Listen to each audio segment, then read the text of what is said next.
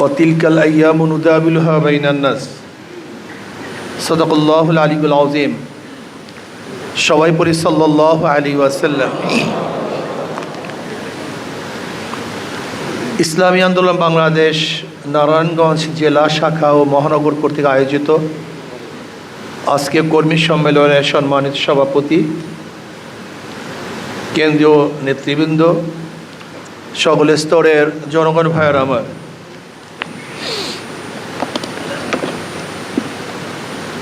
ইসলামী আন্দোলন বাংলাদেশ কি চায়? এই জাতির মুক্তি চায়, মানুষের অধিকার প্রতিষ্ঠিত করতে চায়, সাম্য, মানবিক মর্যাদা, সামাজিক ন্যায় বিচার প্রতিষ্ঠিত করতে চায়,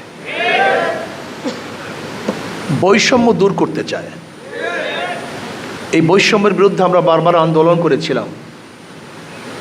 বৈষম্য দূর করার জন্য ব্রিটিশের বিরুদ্ধে আন্দোলন করেছিলাম। বৈষম্য দূর করার জন্যই পাকিস্তান নামে একটা দেশ গড়েছিলাম।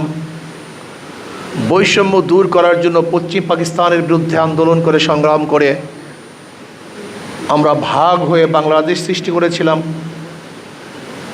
এই বৈষম্য দূর করার জন্য 53 বছর বারবার লড়াই করেছিলাম। 2024 5ই আগস্ট পেশিসের বিরুদ্ধে, বৈষম্য বিরুদ্ধে আন্দোলনে আমরা সাকসেস হয়েছিলাম। বৈষম্য চাই না, কিন্তু 5 তারিখের পরেও বৈষম্য চলছে। দীর্ঘদিন পর্যন্ত বৈষম্য শিকার আমরা হয়েছিলাম। ব্রিটিশ থেকে শুরু করে 2024 5ই আগস্ট পর্যন্ত সবচেয়ে বেশি বৈষম্য শিকার হয়েছিল মুসলমান। আপনারা জানেন কি জানি না, এদেশে সবচেয়ে বেশি বৈষম্য শিকার হয়েছে মুসলমান, এবং তার মধ্যে বেশি বৈষম্য শিকার হয়েছে আলেমরা। আজও হাজারো প্রতিষ্ঠান আছে বাংলাদেশে যেখানে টুপি পরে ঢুকা যায় না। এখনো বাংলাদেশে হাজার প্রতিষ্ঠান আছে যেখানে দাড়ি রাখলে চাকরি হয় না। এখন হাজারো প্রতিষ্ঠান আছে বাংলাদেশে যেখানে বোরখা পরে ঢুকা যায় না। ইসলামী লেবাস পরে চাকরি পাওয়া যায় না। হাজার প্রতিষ্ঠানের মধ্যে নামাজ পড়া যায় না। হাজারো প্রতিষ্ঠানে নামাজের সময় দেওয়া হয় না। এমনকি নওয়াব সলিমুল্লাহ রহমতুল্লাহ আলাইহির অকফকৃত মুসলমানদের জমির উপরে ঢাকা ইউনিভার্সিটি, সেই ইউনিভার্সিটির থেকে রব্বি জিদনি ইলমা এটা সরিয়ে দেওয়া হয়েছে। নজরুল ইসলাম হল, সেই ইসলাম শব্দ সরিয়ে দেওয়া হয়েছে। মুসলমানদের ইউনিভার্সিটি, যে ইউনিভার্সিটি গড়ার জন্য ক্যালকাটার হিন্দুরা 41 বার ব্রিটিশের কাছে দরখাস্ত দিয়েছিল। গড়ার মাঠে রবি ঠাকুরের নেতৃত্বে ঢাকায় যেন ইউনিভার্সিটি না হতে পারে, এর জন্য মিটিং হয়েছিল। অথচ সেই মুসলমান ইউনিভার্সিটিতে আজকে ইফতারি করতে দেওয়া হয় না। সেই মুসলমান ইউনিভার্সিটিতে নামাজ পড়তে দেওয়া হয় না। সেই মুসলমান ইউনিভার্সিটিতে মুসলমানরা পোশাক পরে হাঁটতে পারে না, বোরখা পড়তে দেওয়া হয় না। সেই মুসলমান ইউনিভার্সিটিতে হাজারো সাবজেক্ট আছে যেখানে মাদ্রাসার ছেলেরা ভর্তি হতে পারে না। বর্তমানে আলেম ওলামারা সবচেয়ে বেশি বৈষম্য শিকার হয়েছে। ইসলাম সবচেয়ে বেশি বৈষম্য শিকার হয়েছে। শুধু বৈষম্য শিকারই নয়, দেখবেন অনেক রাজনীতি দলেরা বলে আপনার ইসলামপন্থী। যদি আমরা ইসলামপন্থী হই, আপনি কোন পন্থী? আমরা তো ইসলামপন্থী, আপনি কোন পন্থী? আপনি রাশিয়ানপন্থী, আপনি ভারতপন্থী, আমি আমেরিকানপন্থী, আপনি খ্রিস্টানপন্থী, ইয়াহুদিপন্থী, হিন্দুপন্থী। আমি তো ইসলামপন্থী, আপনি কোন পন্থী? পরিচয় দেন। পরিচয় গোপন করতেছেন কেন? আপনার পরিচয় কি? আপনার আসল কি? উসুল কি? মূল কি? আবার কাউকে বাংলাদেশে 92% মুসলমানদের দেশে বক্তৃতা করতে শুনি ইসলামের সাথে, রাজনীতির সাথে কোরআনের কোনো সম্পর্ক নেই।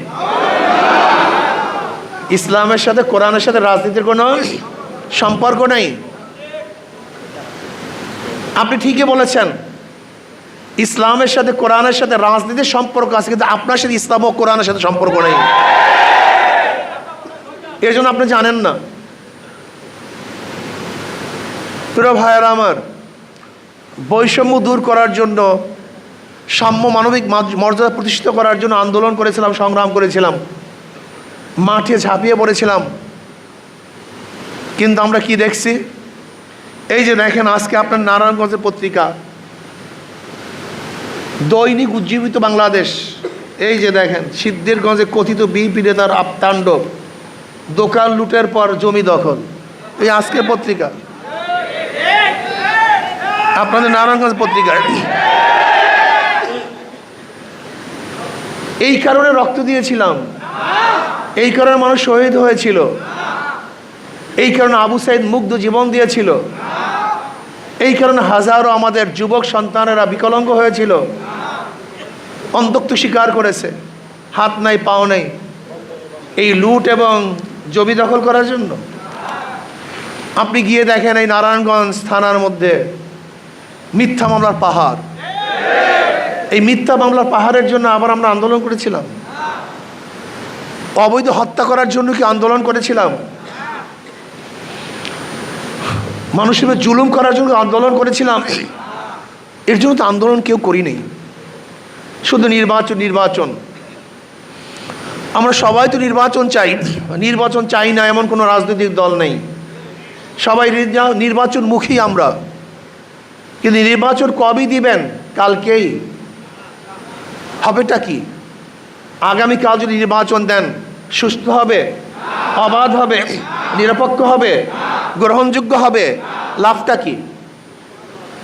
সংস্কার করার আগে যদি আপনি নির্বাচন দেন, সেই নির্বাচন তো প্রশ্নবিদ্ধ নির্বাচন হবে, মানুষের আশা এবং আকাঙ্ক্ষার প্রতিফলন হবে না, মানুষ ভোট প্রয়োগ করতে পারবে না, আবারও দখলদারি হবে, চাঁদাবাজি হবে, কালো টাকার সরাসরি হবে। এই নির্বাচনের জন্য আমরা আন্দোলন করিনি, সংগ্রাম করিনি। আমরা কি চাই? আমরা চাই ইসলাম হুকুমাতের ভিত্তিতে সাম্য, মানবিক মর্যাদা এবং সামাজিক ন্যায় বিচার প্রতিষ্ঠিত করতে চাই, যেখানে ঋষি, কামার, মজদুর, জেলে, তাঁতি, মুসি, যেখানে সাদা এবং কালো, যেখানে মুসলমান, হিন্দু, বৌদ্ধ, খ্রিস্টান, যেখানে ধনী এবং গরিব, শিক্ষিত, মূর্খ, যেখানে পুরুষ এবং মহিলার প্রত্যেকটা নাগরিকের ন্যায্য অধিকার প্রতিষ্ঠা করা হবে,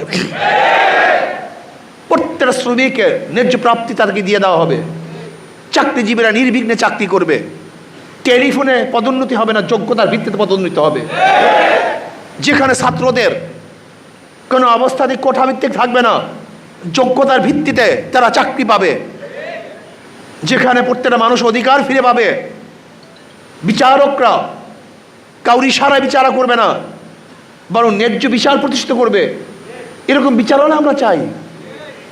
প্রিয় সাংবাদিক বন্ধুরা, আপনি কি দেখেছেন? আওয়ামী লীগের আমলে কারোর জামিন হয় নাই, কিন্তু আওয়ামী লীগ পরিবর্তন হওয়ার পরে সবার জামিন হয়ে যায়। এর কারণটা কি? কোর্ট তো সেই আগেরই কোর্ট, জজ কোর্ট তো সেই আগেরই জজ কোর্ট, ওখানে তো একই জজরা বসা, ওই হাইকোর্টের মধ্যে একই বিচারক বসা। তা আওয়ামী লীগের আমলে তারা জামিন দিতে পারে নাই, এখন জামিন দিচ্ছে কিভাবে? আবার অনেক আওয়ামী লীগের লোক অ্যারেস্ট হয়েছে, তারা জামিনের জন্য মুভ করতে পারছে না। কারণটা কি? তাই বিচারক কার ইশারায় বিচার করে? সরকারের ইশারায়? এরকম বিচারক আমরা চাই না, এরকম বিচার ডিপার্টমেন্ট আমরা চাই না। বিচারকদের স্বাধীনতা চাই, বিচারকরা ন্যায় বিচার প্রতিষ্ঠিত করবে, যেখানে কারোর ইশারায়, কারোর প্রেশারে বিচার হবে না। যদি আইনের ফাঁকে সবাই মুক্তি পেয়ে যায়, আমার কোনো আপত্তি নেই, আর আইনের আওতায় যদি আমিও অ্যারেস্ট হই, আমার কোনো আপত্তি থাকার কথা না। ওই চেন্নাই, চিটাংয়ের যদি বিচারক তাকে জামিন দিয়ে দেয়, আইনের আওতায় সে জামিন পায়, আমার কোনো আপত্তি নেই, কিন্তু আমি এরকম বিচারালয় চাই।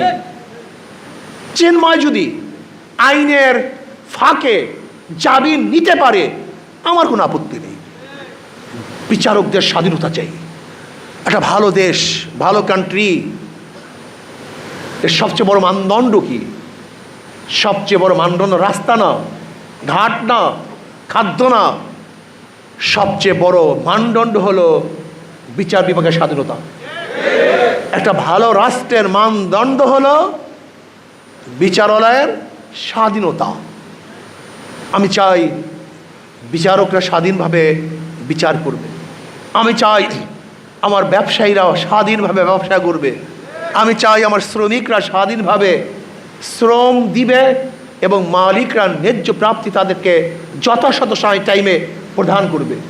কেন আন্দোলন করতে হবে, সংগ্রাম করতে হবে আমার টাকার জন্য? নবী আলাইহিস সালাতু ওয়াস সালাম বলেছেন, শ্রমিকদের ঘাম শুকাবার আগে তার প্রাপ্তি দিয়ে দাও। আমি সেই জিন্দেগি দেখতে চাই, সেই সময় দেখতে চাই যখন শ্রমিকরা তাদের অধিকারের জন্য আন্দোলন করার প্রয়োজন হবে না, বরং মালিকরা নিজেদের থেকেই তাদের অধিকারকে তাদেরকে দিয়ে দিবে। সেই দিন আমি দেখতে চাই। আমি চাই আমার একটা মা বোন যেন ধর্ষিতা না হয়, আমার একটা মা বোন যেন ইফতিজিমের শিকার না হয়, বাংলাদেশের মধ্যে আমার একজন মা বোনও যেন না খেয়ে না থাকে, বাংলাদেশের মধ্যে আমার কোনো মা বোন যেন অত্যাচারিত না হয়, মিসকিন এতিম সমস্ত ব্যক্তিদের যেন পেট ভরা থাকে, অন্ন বস্ত্র বাসস্থান শিক্ষা এবং চিকিৎসার গ্রান্টি আমি চাই। আমি কি চাই? আমি চাই এদেশের প্রত্যেকটা মুসলমান ধর্ম পালন করবে, হিন্দু বৌদ্ধ খ্রিস্টান নির্বিঘ্নে তারা তাদের ধর্ম পালন করবে, কেউ বাধা দিবে না। আমি কি চাই? আমি চাই এদেশের প্রত্যেকটা মানুষ যেন সুখে শান্তিতে বসবাস করতে পারে, সেরকম একটা দেশ আমরা চাই। আমি কি চাই? আমাদের দেশের উপরে কোনো বিদেশি শক্তি যেন আঙ্গুল তুলতে না পারে, চক্ষু তুলতে না পারে।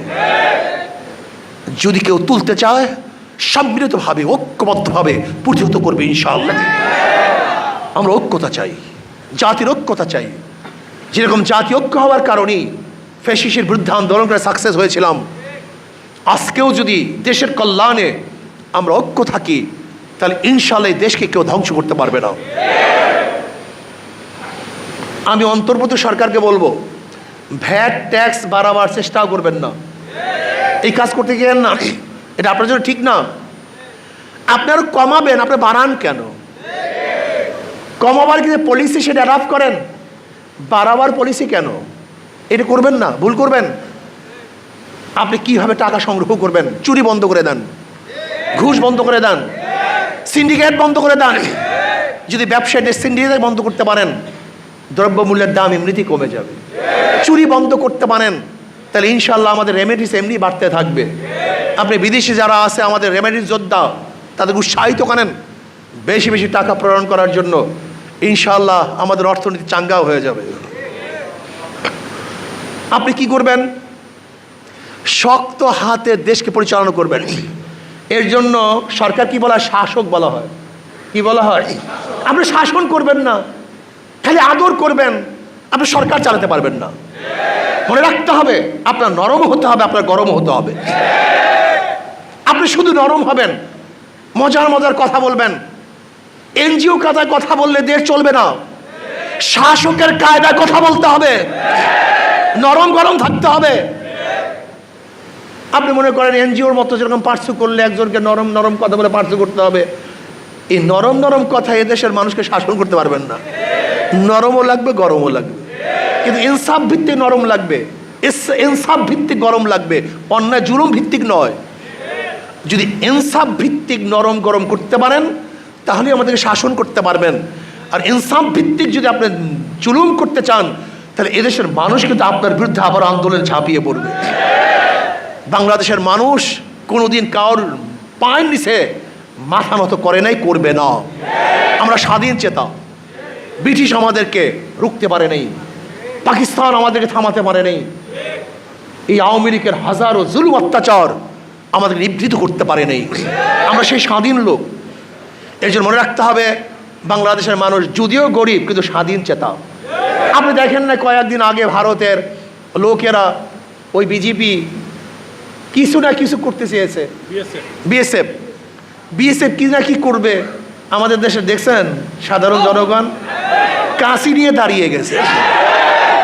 এরা সেই জাতি, এরা কারোর পার নিচে মাথা দিতে জানে না, মরতে জানে, মরতে জানে। কিন্তু নত হতে জানে না। এই জন্য বলবো, আসুন আমরা সম্মিলিতভাবে দেশটাকে গড়ার চেষ্টা করি। আর প্রিয় ভাইয়েরা আমার, ইসলাম ব্যতীত সবুজ বাংলা, নতুন বাংলা, সোনার বাংলা, ডিজিটাল বাংলা, স্মার্ট বাংলার দ্বারা মানুষের শান্তি আসবে না। দেখেছি অনেক বাংলা, এবার ইসলামী বাংলা দেখি না। নতুন বাংলা দেখেছেন, সবুজ বাংলা দেখেছেন, সোনার বাংলা দেখেছেন, ডিজিটাল বাংলা দেখেছেন, স্মার্ট বাংলা দেখতে গিয়ে তো একেবারে ভাঙ্গেই পড়তে এসছে। এবার আসুন ইসলামী বাংলা দেখি। ইসলামকে ভয় পান কেন? ইসলামী ফুবিয়া কেন মুসলমানদের মধ্যে? ইসলাম আসলে আমার সমস্যাটা কি? এক গাঁজাখোর আমাকে বলতেছে, হুজুর ইসলাম আসলে আমার গাঁজার অবস্থাটা কি হবে? হ্যাঁ, বেচারা নেশাগ্রস্ত, বলতেই পারে। আমি বললাম, তুমি কি মসজিদে গিয়ে গাঁজা সেবন করতে পারো? না হুজুর, মসজিদে গিয়ে গাঁজার পরিবেশ নাকি। আমি বললাম, পুরো বাংলাদেশটা যদি মসজিদের পরিবেশ হয়ে যায় তাহলে কোনো জায়গায় গাঁজা সেবন করতে পারবা? না তো হুজুর। আমি বলি, ইসলাম আসলে তোমাকে জোর করা হবে না, বরং মসজিদের মতো গোটা বাংলাদেশটা পরিবেশ হয়ে যাবে, যেখানে তুমি নিজেই গাঁজা সেবন করতে পারবা না। অনেকেই মনে করছেন আমার অবস্থা কি, আমার দাড়ির অবস্থা কি, আমার এইটার অবস্থা কি। ভাই, আমি ইসলাম সম্পর্কে জানিই না। ইসলাম এমন একটা পরিবেশ সৃষ্টি করবে যেখানে আপনাকে ভালো হতে আপনাকেই বাধ্য করবে। আপনি ভালো হতে যাবেন, আপনাকে প্রেশার দেওয়ার কিচ্ছু নাই, বরং আপনাকেই আপনি মনে করবেন, উফ আমি আর খারাপ থাকবো না, আমি আর ঘুষ খাবো না, আমি আর চুরি করবো না, আমি আর ডাকাতি করবো না, আমি ইফটিজিং করবো না, আমি ধর্ষণ করবো না। এটা আপনিই বলবেন। এই পরিবেশ আমরা সৃষ্টি করতে চাই। এর জন্য ভয় পাওয়ার কিছু নেই। আমার মা বোনেরা বলে, ইসলাম আসলে মনে হয় আমাদেরকে বস্তাবন্দি করে ফেলবে। তুমি কি জানো, ইসলাম আসলে তোমার মর্যাদা অনেক বেড়ে যাবে, তুমি শিক্ষিত আরো বড় হবা, তুমি ধনী হয়ে যাবা, তোমাকে ন্যায্য অধিকার প্রতিষ্ঠিত করা হবে। তোমাকে দিবে সমাজ অধিকার না, আমি সম অধিকার চাই না, আমি কি চাই? ন্যায্য অধিকার। আমার মার অধিকার অনেক বেশি, আমার দাদা আমার নানুর অধিকার অনেক বেশি। কি কথা ঠিক না? আমি আমার মাকে আমার স্ত্রীর অধিকার দিতে চাই না, বরং আমি আমার মাকে স্ত্রীর চেয়ে 1000 গুণ বেশি অধিকার দিতে চাই। তার মানে আমি ন্যায্য অধিকার প্রতিষ্ঠা করতে চাই, সম অধিকার নয়। আজকে মহিলাদের জন্য সংরক্ষিত কোঠা, এটা আমি চাই না। কেন? সংরক্ষিত কোঠা যদি রাখেন, এটা মহিলাদেরকে অপমান করা হয়, দুর্বল ভাবা হয়, তারা অযোগ্য। না তো সংরক্ষিত কেন? কথাটা বুঝতে পারি না তো সংরক্ষিত কেন? তারা সরাসরি নির্বাচন করবে, কোনো সংরক্ষিত আসন থাকবে না, সরাসরি নির্বাচন অংশগ্রহণ করবে। না ইউনিয়ন পরিষদে, না জেলা পরিষদে, না কোনো নির্বাচনে বা কোনো পরিষদে বা সংসদে কোনো জায়গায় সংরক্ষিত কোনো আসন আমি চাই না। মহিলারা কি করবে? সরাসরি নির্বাচন করবে। সমস্যা কি? তারা নির্বাচন করবে, তার উইন হবে, তাদের শক্তি থাকবে। কিন্তু আপনি সংরক্ষিত করতে চান কেন? দুর্বল ভাবছেন মহিলাদেরকে। এই জায়গায় বলেন সমান অধিকার, আর ওই জায়গায় এখন সংরক্ষিত আসন, এই দুইটার মধ্যে তো আপনার কনফিউশন চলতেছে। এটা হয় না। আসেন আমরা মহিলাদেরকে অধিকার প্রদান করব। কি অধিকার? ন্যায্য অধিকার। জোরে বলেন, কি অধিকার? প্রত্যেকটা মানুষের ন্যায্য অধিকার আমরা প্রতিষ্ঠিত করব। শ্রমিকদের ন্যায্য অধিকার, জেলেদের ন্যায্য অধিকার, চামারদের ন্যায্য অধিকার, মুসিদের ন্যায্য অধিকার, চাকরিজীবীদের ন্যায্য অধিকার, ব্যবসায়ীদের ন্যায্য অধিকার, পুরুষদের ন্যায্য অধিকার, মহিলাদের ন্যায্য অধিকার, মুসলমানদের ন্যায্য অধিকার, হিন্দুদের ন্যায্য অধিকার, খ্রিস্টানদের ন্যায্য অধিকার। প্রত্যেকটা ধার্মিকের ন্যায্য অধিকার প্রতিষ্ঠিত করব। যার যে অধিকার আমরা প্রতিষ্ঠিত করব। ইসলামের বাহিরে এই অধিকার কেউ কাউকে দিতে পারবে না। চোরের মাধ্যমে চুরি বন্ধ হয় না, ধর্ষকের মাধ্যমে ধর্ষণ বন্ধ হতে পারে না। চাঁদাবাজের চেহারা পরিবর্তন হয়েছে, চাঁদাবাজি বন্ধ হয়নি। হবে না রে পাগল, হবে না, হবে না রে পাগল। একজনের নাম এ, একজনের নাম বি, একজনের নাম সি, তিনটাই সুর। ধরে নেন ক্ষমতা আছে এ, সে কি করবে? হটাও এ বসাও বি, সে কি করবে? হটাও বি বসাও সি, সে কি করবে? দল এবং নেতার পরিবর্তন হয়েছে, নীতি ও আদর্শের পরিবর্তন হয়নি। এই 53 বছর পর্যন্ত এই দল বাদ দিয়ে আর এক দল, আর এক দল বাদ দিয়ে আর এক দল, আর এক দল বাদ দিয়া এক এ পরিবর্তন বি, পরিবর্তন সি, চুরি বন্ধ হয় না, হবে না। এই জন্য আসুন, মাদার গাছ লাগিয়ে আমের আশা করা যায় না, তেঁতুল গাছ লাগিয়ে মিষ্টি ফলের আশা করা যায় না। চোর ডাকাত বদমাশ ধর্ষকদের মাধ্যমে কোনোদিন ধর্ষণ বন্ধ হতে পারে না। এই জন্য আমাদের শায়খ মুর্শিদ নব্বরাল্লাহু বারাকাতুহু বলেছেন, শুধু নেতা নয়, নীতির পরিবর্তন চাই। আসুন না, এই যে ইঞ্জিনিয়ার আশরাফুল আলম বুয়েটের ছাত্র, কিন্তু যেমন তো ইঞ্জিনিয়ার, বুয়েটের ছাত্র সিভিল ইঞ্জিনিয়ার, দেখেন আজকে অবস্থা নেই, মনে হয় যেন বিশাল ফেরেশতা। আমরা কি চাই? এরকম নীতি আদর্শ পরিবর্তনের ভিত্তিতে এমন একটা সমাজ উপহার দিতে চাই, যারা বড় বড় প্রফেসর হবে, ডক্টর হবে, ব্যারিস্টার হবে, বড় বড় শিক্ষিত হবে, উঁচা লেভেলের চাকরিজীবী হবে, কিন্তু দেখলে মনে হবে যেন মানুষ, এরা সালেম না, এরা বাঘ না, এরা হিংস্র প্রাণী নয়। অফিসার মানে অবিচার। এখন অফিসার কি হয়ে গেছে? যাদের কোনো বিচার নাই, অবিচার হয়ে গেছে। না, আমরা অফিসারদেরকে ন্যায় বিচার যেন করতে পারে, মানুষকে যেন মূল্যায়ন করতে পারে। আজকে একটা কোর্টে ঢুকবেন, ডিসি কোর্টে ঢুকবেন, সচিবালয়ে ঢুকবেন, যে মানুষ আসে না, জানোয়ার আসে না। আশরাফুল মাখলুকাত, প্রত্যেক মানুষকে শ্রদ্ধা সম্মান করতে হবে। ইসলাম ব্যতীত এই মূল্যবোধ কোনো মানুষের মধ্যে আসতে পারে না। ইসলামী প্রত্যেক মানুষকে গুরুত্ব দেয়। ইসলাম শুধু মানবতার জন্য নয়, ইসলাম গোটা মাখলুকাতের জন্য। ওমর ইবনে খাত্তাব রাদিয়াল্লাহু ফরমাইছেন, আমার খেলাফতের আমলে যদি ফোরাতের কুলে একটা কুকুর না খেয়ে মারা যায়, আমি ওমরকে জবাব দিতে হবে। যেখানে ইসলাম একটা কুকুরের চিন্তা করছে, সেখানে আশরাফুল মাখলুকাত নিয়ে ইসলাম কিভাবে তার অপেক্ষা রাখে না। কাজে আসুন আমরা সব ইসলামী হুকুমাত কায়েম করার চেষ্টা করি। আর আমার শেষ কথা হলে, একবার শেষ কথা, নির্বাচনে যারা অংশগ্রহণ করে, যারা নৌকা নিয়ে নির্বাচন করে, তারা নৌকা চালাতে পারে না।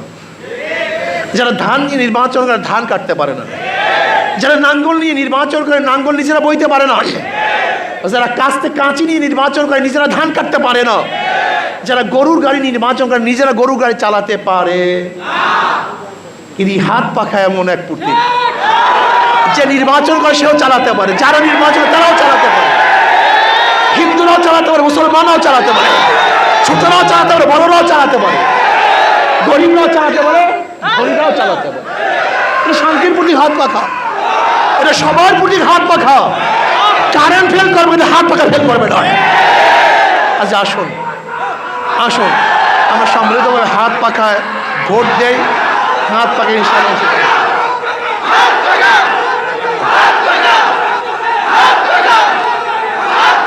আল্লাহ আমাদের সবাইকে